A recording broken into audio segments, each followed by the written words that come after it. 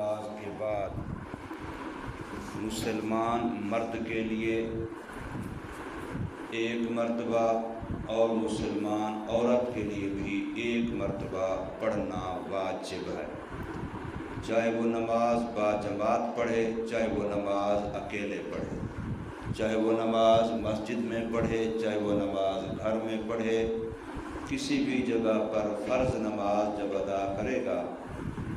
تو 5 دن یہ ایام تشریق ہے۔ آج 9 ذوالحجہ اس کی صبح سے لے کر کے 13 ذوالحجہ کی عصر تک ہر فرض نماز کے بعد ایک مرتبہ تکبیر تشریق اللہ اکبر لا الہ الا اللہ واللہ اکبر وللہ الحمد، یہ پڑھنا مرد کے لیے عورت کے لیے واجب ہے۔ البتہ مرد بلند آواز سے پڑھے گا، عورت آہستہ آواز سے پڑھے گی۔ ایام تشریق یہ 5 ہیں اور ایام قربانی 3 ہیں،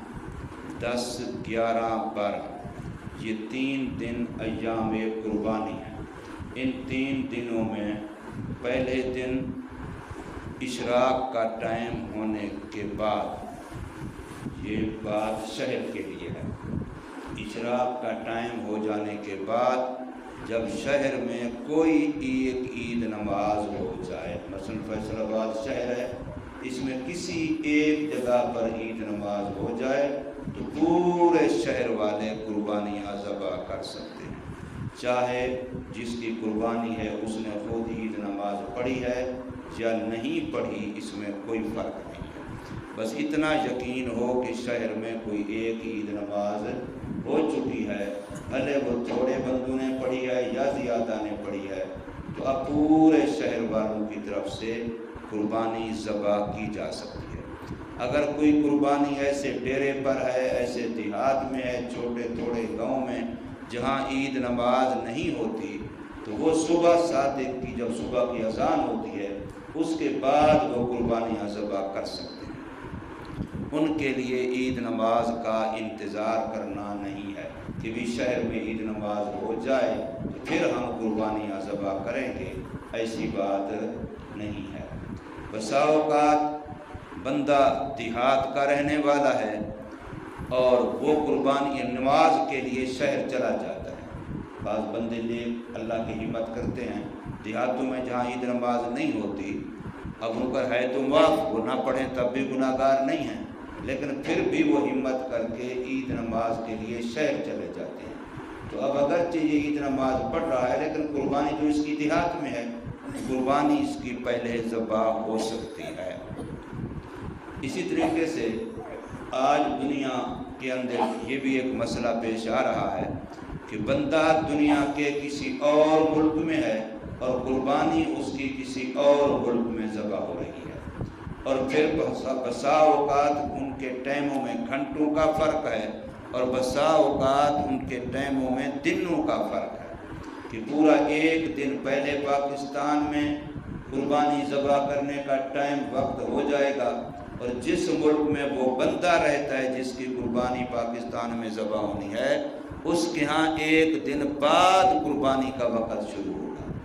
کسی کے ہاں ایک دن ہے، کسی کے ہاں 10 گھنٹے ہیں، 12 گھنٹے ہیں، 4 گھنٹے ہیں، کسی میں ایک دن سے زیادہ بھی ہوگا۔ دنیا ہے بہت بڑی، تو اس میں ایک اصول یاد رکھ لیں کہ جہاں جانور ہے وہاں کے دن، وہاں کے وقت کا اعتبار ہے۔ میری قربانی کا جانور اگر سعودی عرب میں ہے تو وہاں کے وقت کے لحاظ سے وہ ذبح ہوگا، میرا وقت نہیں دیکھا جائے گا۔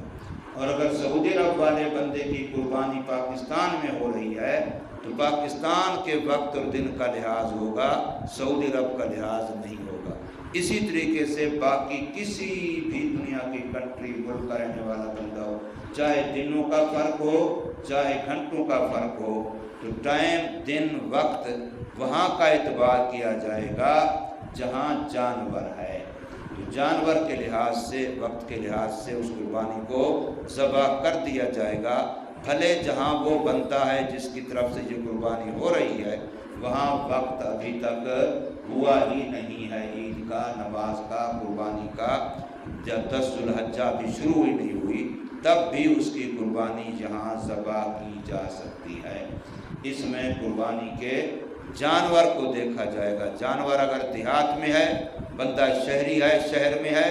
اب بندے نے عید نماز نہیں پڑھی لیکن وہاں جانور دیہات میں، تو وہ عید نماز سے پہلے بھی ذبح ہو سکتا ہے۔ تو اسی طریقے سے باقی بھی دنیا کو ایسے ہی سمجھیں کہ جہاں جانور ہے، جس علاقے میں، جس ملک میں، وہاں کا لحاظ کیا جائے گا، اس لحاظ سے اس قربانی کو ذبح کیا جائے گا۔ تو ایک مسئلہ میں نے ایام تشریق کا عرض کیا ہے اور ایک ایام قربانی کا عرض کیا ہے، اور ایک یہ کہ بیرون ملک دوسری دنیا میں ادھر ادھر دور دراز میں جو لوگ رہتے ہیں اور قربانیاں دوسری جگہ پر کرتے ہیں، تو اس کے بارے میں نے عرض کیا ہے۔ یاد رکھیے ایک بندے کی قربانی دوسرا بندہ کر سکتا ہے، بلکہ 2-3 بندے مل کے ایک کی قربانی کریں یہ بھی کر سکتے ہیں، لیکن اگر زندہ ہے جس کی طرف سے قربانی کر رہے ہیں تو پھر اس کو اجازت اس کی ضروری ہے کہ بھی تیری قربانی اس سال ہم کریں گے، میں کروں گا، اور وہ اجازت دے دے تو ایسا کرنا جائز ہے۔ کوئی بھی کسی زندہ کی قربانی دوسرا بندہ اکیلا ایک کرے اپنے مال سے تب بھی جائز ہے، 2-3-4 بندے مل کر کے کریں تب بھی جائز ہے، لیکن جس کی طرف سے قربانی ہونی ہے وہ ایک حصہ ایک کی طرف سے ہوگا۔ یہ نہیں ہو سکتا کہ ایک حصہ قربانی کا ہے اور اب میں نیت کرتا ہوں کہ یہ حصہ میری امی کا بھی ہے، ابو کا بھی ہے، دونوں کی طرف سے ایک حصہ کر رہا ہوں، تو یہ جائز